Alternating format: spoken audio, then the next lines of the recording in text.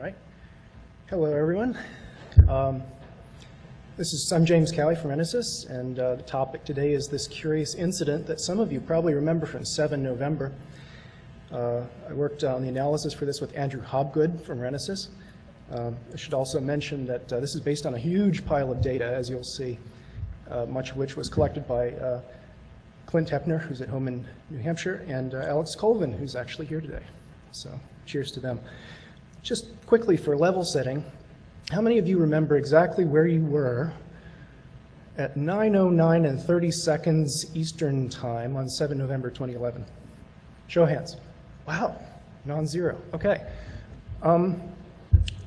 For context, who remembers the big event was blamed in the popular press on a Junos bug that caused the internet basically to fail rather widely for about 20 minutes on this particular day? Does that ring some bells? Okay. This is good. I like to see that you remember this, because otherwise I'm talking about something that you don't remember. What we're going to go through today is the first chance that NSYS has had to talk about this event, which was certainly a unique event. It's odd for us to take so long to address an event like this. Usually we come out with a blog. You'll notice we never blogged on this. And part of the reason is that, well, as you'll see, it was a really strange event. It took a lot of analysis, and a lot of the time we spent going through this was deciphering what it had not been. And we actually ended up inventing some new tools to figure out what it was, or what it probably was. So just to take you through to a day in the life at NSYS, you can imagine what this is like. In the old days, we used to have a lot more big events, internet-wide events, where the internet would sag and everybody would have a bad day. And largely through your efforts, the operator community, those days are now few and far between. But on this particular day, something really bad happened to the internet. And in the first few minutes of incident response, that's kind of what you start hearing, right? You're out there on IRC, you start to see traffic on the NANOG list, you see outages pop up, people are tweeting, something really bad has happened to, I think they said level 3. And everything's going wrong, nobody knows what's going on. It's bad for me because at NSYS I know exactly what's going to happen next. And the fact that I know what's coming makes it worse. So somebody out there is going to write in and say, does NSYS have a report ready for this yet? This is 15 minutes later, Dave. Okay? This incident, 15 minutes, right? The instability is still raging, everything's going wrong. So actually, we did have a report.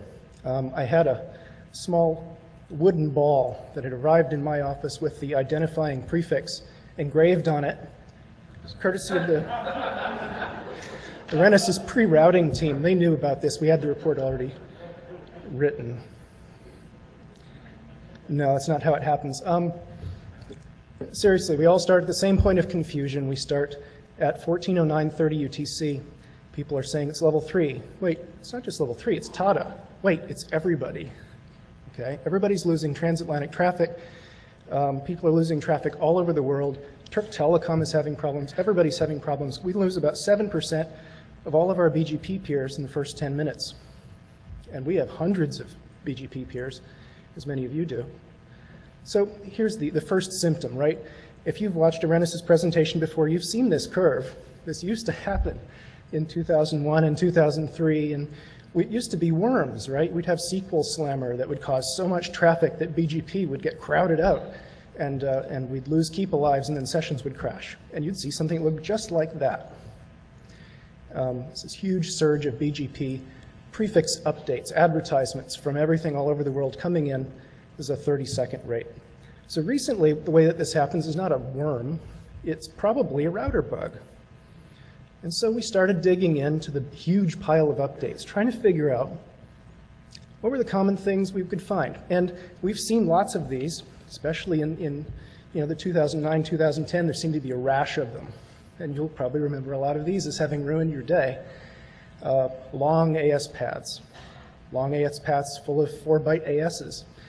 Empty attributes, weird compliant but ugly things that get sent out and somebody doesn't like them and it tickles a bug and they reset their sessions. We didn't find it. We looked at all the appearances of attributes, we looked at statistical distributions of all the features that all these updates have, and there was just no pattern. And so we said, it must be a new kind of cyber nuke. I did not invent this phrase, I merely exploit it. Cyber nuke is when one major vendor has done something wrong. They failed to recognize a corner case, right? And the other vendors didn't. And so what happens is it's kind of like epidemiology. You have a problem, starts somewhere in the world, it doesn't matter where, and everybody who doesn't have that bug propagates it gloriously to everybody who does have that bug. And so within about 30 seconds, everybody on Earth who's vulnerable is going to suffer whatever effects this causes. And BGP goes to hell. It looks like that. So we dug in, as we are wont to do. We took a look at the distribution of newly unstable prefixes. So here are individual prefixes in the table which were stable up until the last minute or so, and suddenly they're unstable. And we look at this onset, and we break it out by geolocated country. And what you basically see is a cross-section of the internet. So the US is the biggest part of that, but there's a lot of networks in the US. It's not really something obvious that's geographically local. So we take a look at the upstreams. We take a look at all the AS paths. Try to figure out if there's any particular AS. We were hoping to find somebody simple like level 3. Oh, it's a level 3 problem. No. Broad spectrum instability. Almost every provider has some instability in their customer cone. There's no smoking gun. Okay, at this point I'm realizing that we may not be able to write the blog the same day. So what did we do? We actually had to go out as we looked at this and for days failed to find what it was that was the problem. We were hearing from the popular press what people thought it was, but we had to tie it back to data. So we ended up actually inventing some tools to figure out what this might be. So we have a distributed traceroute data set. I think this is the first time we're talking about its use for events like this, but this was the idea of having a distributed traceroute data set. We have some number of dozens of collection points here, there, and everywhere around the world. We are trace routing to as many IPs as we can find that will respond. So nearly 1 million of them every day. We do, I think it was about 8 billion in the last year. And traceroute is a pretty coarse tool for doing network measurement, but in the aggregate it tells you pretty interesting things. So here's a metric that you can use, non-completion rate. Let's measure how often the guy we're trace routing to fails to respond.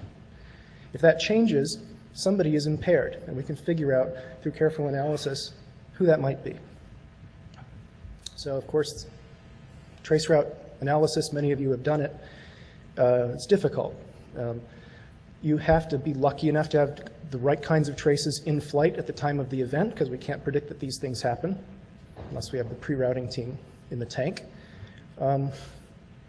You have a big diversity problem, right? You really have to have a lot of traceroute collectors in order to factor out all of the collector side problems that might be affecting one or more of my traceroute collectors in various data centers. And perhaps for this event, it's important to note that this event is only about 20 minutes long. Boom, it goes, it rockets to a high level of instability, it exponentially repairs itself, and in about 20 minutes it's kind of over. And so there's not a huge baseline here, but you can see the signal. Hey, it looks kind of like the BGP update curve. Same timestamp. Simultaneous worldwide increase in rate of failure. It's about double in 30 seconds. And each individual line you can see there is one of our traceroute collectors reporting its non-completion rate off of a baseline. There is a global baseline. You don't expect all targets to respond to a trace, but the rate of failure here just goes off the charts and then comes right back, and it decays. And pretty soon it's kind of back to its long-term baseline. So we dug into this, and here's where you realize why it took a long time for us to talk about this. We took 34 million trace routes that we happen to have had in flight during those first 15 hours leading up to the event. We identified in each trace route pairs of router interfaces in the path that were both reliably crossed by our traces before the event and then not reliably crossed in the first 10 minutes after. So that gives you a nice subset to take a look at. There's about 28,000 of these edges where we had really good coverage viewing their availability.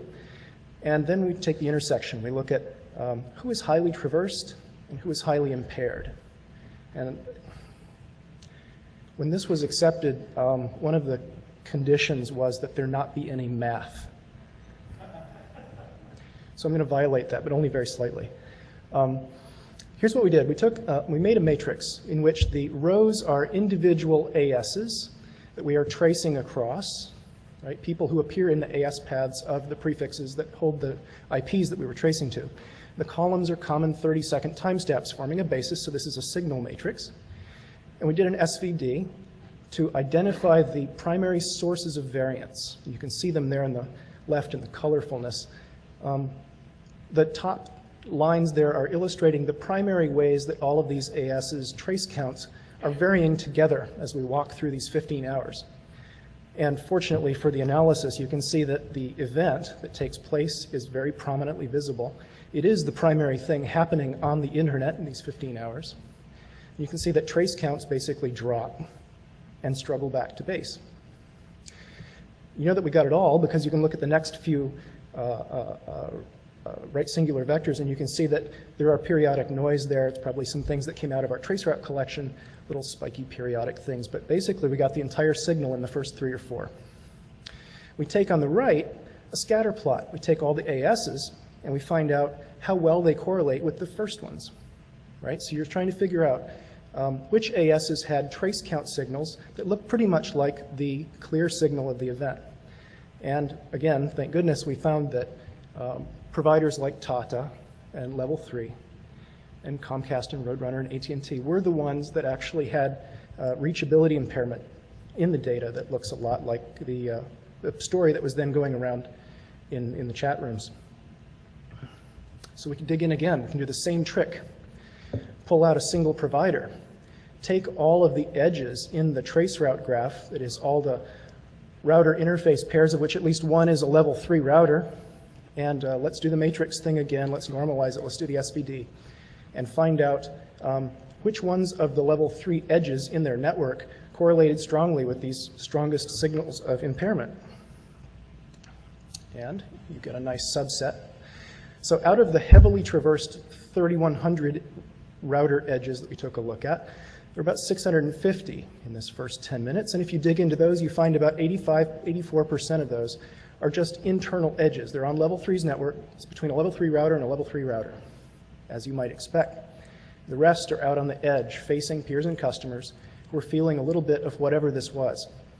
And because we know where the routers are, to some extent, we can make a breakdown of where the heaviest impacts were being felt. And again, it sort of jibes with the stories we were hearing. Los Angeles, San Jose, Frankfurt, London. So you get unusual people like Turk Telecom having significant problems, ostensibly because they are connecting to Level 3 in Frankfurt, let's say. And at that point, there is some transient, let's call it impairment, which of course comes back very quickly. You do the same analysis, I won't go into the details again, but with Tata. So provider by provider, we're working through finding the sets of interfaces that we think were really hurt by this. 70% of these 300 edges are are internal Tata. The rest are spread over peers and customers. Again, New York, Los Angeles, US East and West Coast, also London, right? Tata's network. As you would expect, there's some impact in Singapore and Hong Kong and Mumbai. And the people that are impaired as you'd expect. If you take a look at this, we're going back now to the original data. We're saying how many traces had a responding destination. This is that response metric again that's nice and simple. And you see, as I pull out these 6 providers, you see the signal. Others don't look like this. You can see that some of them are very direct and they have the same shape of outage and recovery like Level 3, Tata, Roadrunner. And then you see others like Turk Telecom who have a recognizable modification of that signal, but it's not as sharp because they're downstream of the presumed problem. All right, a lot of traceroute mining. Back to BGP, which is my comfort zone. Let's go looking for the root cause. Now, I'm going to be the first to tell you that there is no final root cause to be had in this deck because this is about correlation and observation. Here's my favorite metaphor for this technique. How many of you, as a kid, really liked thermonuclear weapons design? Yes. I'm not surprised, Patrick. Yeah. Everybody? Okay. This is a beautiful device. I think this is the Castle-Bravo test. You can see the primary, the fission primaries on the right, and there's the lithium deuteride secondary on the left. Okay. There are light pipes coming off of this thing. The way that they studied these explosions was that in the very first microseconds, there are pipes literally to carry the light away from the detonation so you can study it down at the end of the bunker before your equipment gets vaporized. This is my metaphor. This is what we did. We dug into this signal, and you can see it go boom. We wanted to dig into the first seconds of this thing and figure out exactly what was going on here. Okay?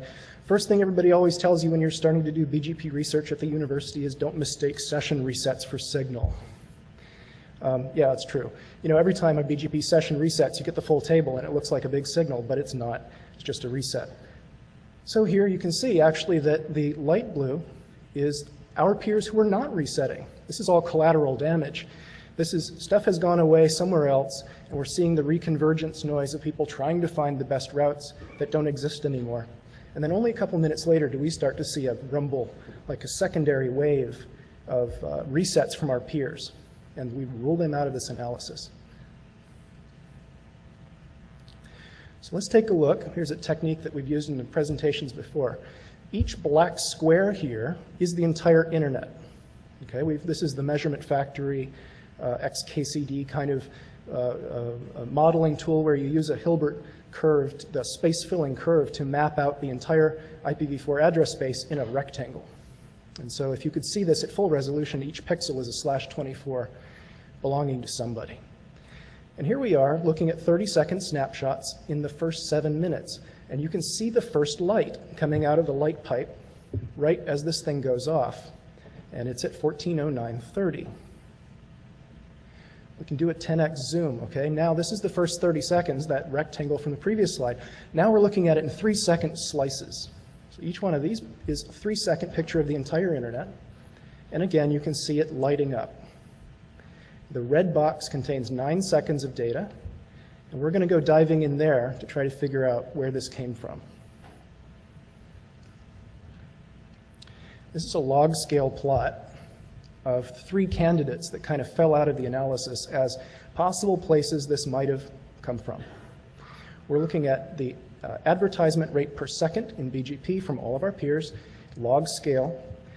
There are basically 3 here. We thought it might be Sodatel in Beirut, or Tikhona in Mumbai, or possibly the Ukrainian Academic Research Net in Kiev. You can see they're all plotted there in my best GNU plot. And the box there, the rectangle, is that first 9 seconds.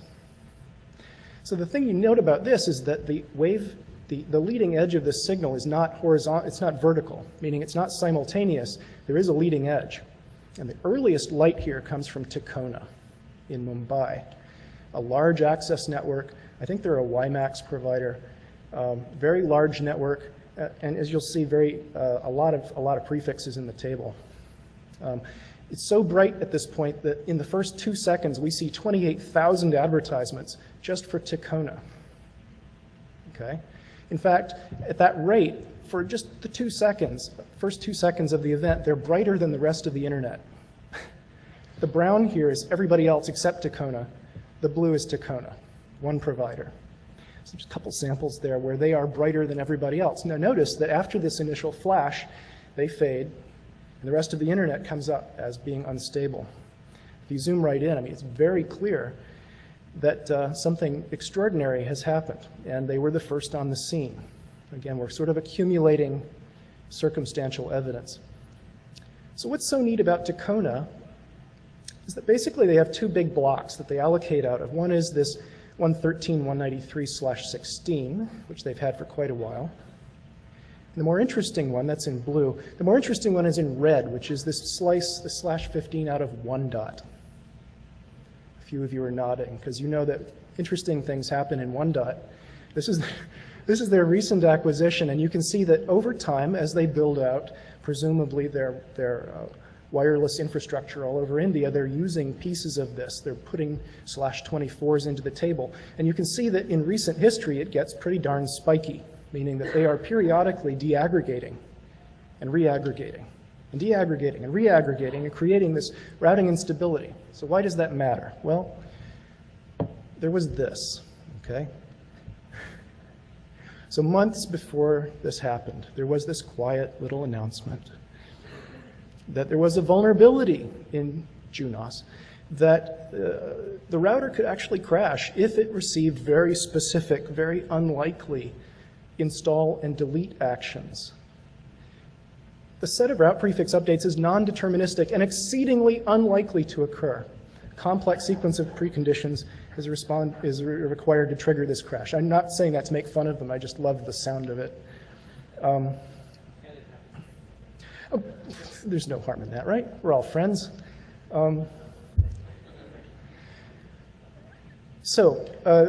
It's interesting because what might have happened here, and I'm going to kind of leave you with this hypothesis because since this is the first time we've shown this in public, I'm also looking for the operator feedback to tell me if I'm wildly wrong, is that the bursty deaggregation of that one dot space may have accidentally recreated the trigger conditions for that bug, which, as I understand it, was very similar to the bug that any of you will have seen if you've written code to analyze large numbers of BGP updates where you're using something like a Patricia try, and you're trying to put things in and take them out and keep track of them as they nest. There are corner cases that are really easy to write in code like that that can cause terrible problems. I don't know that that's the case, but it's just, it looks like something I could empathize with. If in fact this was the trigger, it would make sense because their transit providers were Vodafone India and Bharti, which were largely unaffected, and Tata. And eventually, as you go through the graph of how they're connected, this would have hit level 3, and everything would have gone off the rails. So I present this without direct evidence. It is still a hypothesis, but it's my best working theory at the moment. So if I summarize this, I think the summary here is it really could have been worse. I'm glad we don't see these internet-wide sags anymore, except on very rare events. I think what smells like what happened here is that that vulnerability description, as you read it, was very clear about the remoteness of the probability of tickling that bug. And I think what may have happened is that many of you took a look at that and rationally said, well, I'm not going to schedule a special maintenance to take care of that. I'll just wait and pick it up the next time it comes around. But there is this law of large numbers. Anything that can happen on the internet eventually will happen on the internet. And it took several months to recreate the situation, but I think it happened. And then you were all forced with the necessity of doing this again under pressure during East Coast business hours and the whole deal. And so, you know, you pay now or you pay later. The critical thing I think to remember here is if this was in fact the bug where you have to apply route updates in a particular order and then pull them off again and then apply some more and pull them off and then you hit the corner case, it's good because what it means is when these things rebooted, they didn't just come up, get the same update, the poison update back in their input and then die.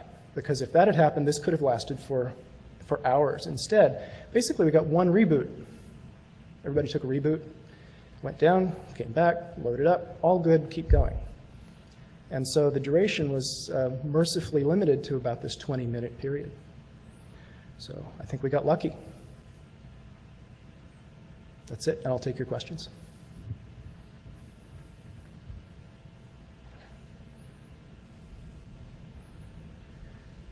West George, Time Warner Cable. I think one of the takeaways that we got from this was that there's sort of a hole right now in the way that we find these bugs. You know, when we do our certification testings, either in the vendor testing, in their unit testing and things like that, in any more specific testing that they do to try and replicate one of their carrier customer networks, or the testing that we do internally to certify things before they go out in the wild. I'm not saying that we could have done some test that would have found this bug, right, or any such thing, but what it's kind of getting towards for me is I'm wondering if maybe we need to be, as a community, focusing a little harder on sort of a protocol fuzzing kind of thing within BGP to try and poke at it a little more and find some of these things in a slightly more controlled environment. I don't know whether, you know, how we would go about that, whether it's, you know, throw weird ass things at it and see when it soils the bed, or whether there's something else we need to do. But I, you know, wanted to kind of bring that up for if other folks have ideas or if you do. It's a good point. I think that this, I give, if in fact it was Juniper's issue, I give them credit, that it was really a very remote possibility that this would be triggered. And so in some sense, at some point you have to change over your strategy from zero defect to resilience and recovery. And whatever you are doing presumably worked pretty well, because after that one reboot cycle, everything converged and we went on our way. It's not like the old days where we could have been down for days if somebody did the wrong thing. So I agree with the sentiment that at some point the discussion becomes about resilience. Brian Deerdorf, level 3. I just want to say that you're correct about the address space that it was out of. So that's sweet. That's good. The other thing is we did try to.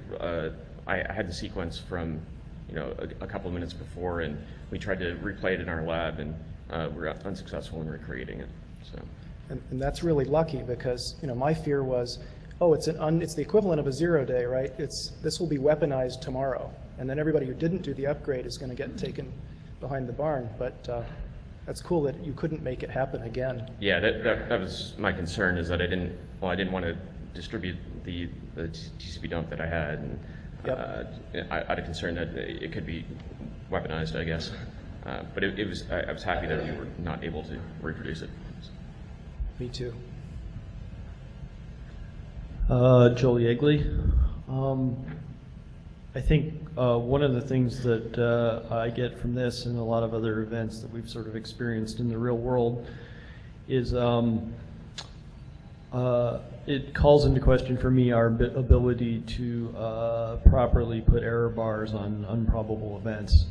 Particularly in this case, the event itself may be really improbable, but the transitive nature of the impact of it means that it only has to happen once. And so, it could be a 6 or a 7 or an 8 or a 9 sigma event, and it could still actually happen once, and that would be all that it takes. So I think that places us in an interesting place as far as risk goes. I would like to think that the system that we have is robust because it's loosely coupled, and that its behavior, as you say, should be such that it's a rare event is not immediately repeatable. I don't think we've arrived at something that would be the opposite of fragile, for example. So, right. I think it's good. I mean, you have to come up with a rational response to how you're going to spend on stuff like this. Again, it's the question of how much you're prepared to spend to reach zero defect and, the 5-minute maintenance window. Oh, we discovered the fault, let's fix it. Well, and I don't think zero defect is actually likely no, it doesn't exist in any universe that we live in. So not in this system. Unfortunately, I think the mass media and the culture at large is catching up to us, because now they have also experienced some 3, 4, 5, 6 sigma events in the markets and so forth, and they are no longer doubters. That risk is important and it's difficult to deal with, and they don't put blind faith in the fact that we can just keep the internet up 24/7 for the rest of time. So good for us.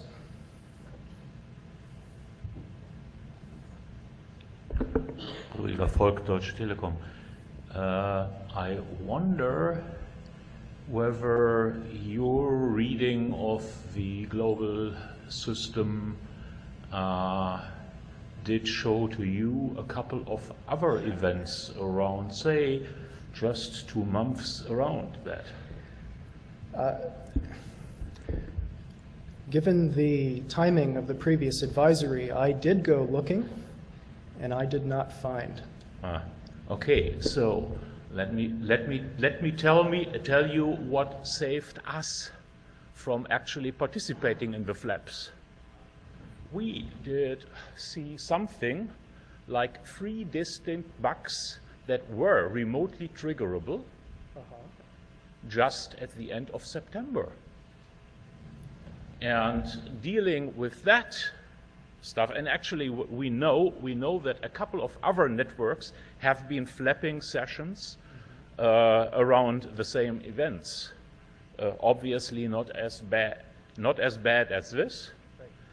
And well, okay, in the path of dealing with the bugs that we encountered, well, okay, we did some emergency upgrades back then, which included fixing this leak. Yeah, but kind of the interesting thing is there are actually so many events that show that the BGP system has vulnerabilities that can be triggered, that, well, okay, we can be lucky that the public press isn't really taking note of it. I'll leave that there because we're out of time. That's a great point. Thank you.